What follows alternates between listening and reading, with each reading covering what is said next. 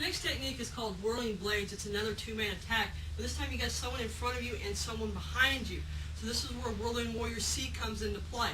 As the person in front of you throws the right punch, we're just going to reverse it so that we don't have anybody behind us. That's our first priority. From here, as they throw their right punch, we're going to do our inward block, arcing blades, just like you learned in blue belt. So it's just a combination of two techniques you already know.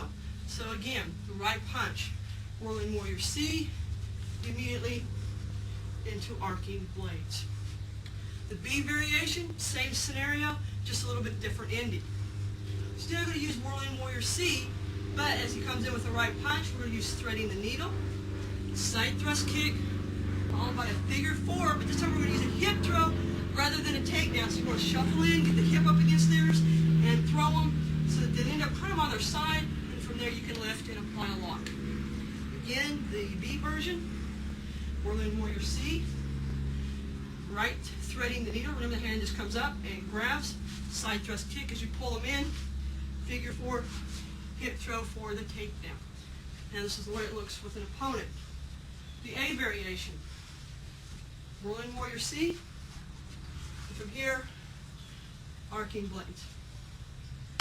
Okay, again, strike, inward block, front kick, double blade strike, eye strike. Let's do this one from just a different angle. So if you guys could just reverse your stances here. So, Whirling Warrior C, arcing blades, and that's your A variation. Now the B variation, they're going to do the same thing. This time we're going to use threading the needle, side thrust kick into the rib cage. We're going to come in into our figure four lock. Remember the hand just comes up and around. Now this time normally we could just take them down, but we're going to do a hip throw. So we're going to shuffle in, get our hip up against theirs, throw them right over the hip. Your hand should still be locked. From here, if you want, with the knee on the ribs, just lift them up. One more time. 1, 2, they come in with the right, threading the needle.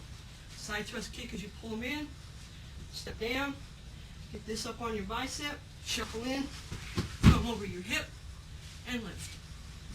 Do it from a different angle. If you gentlemen could switch for me. One last time in this angle.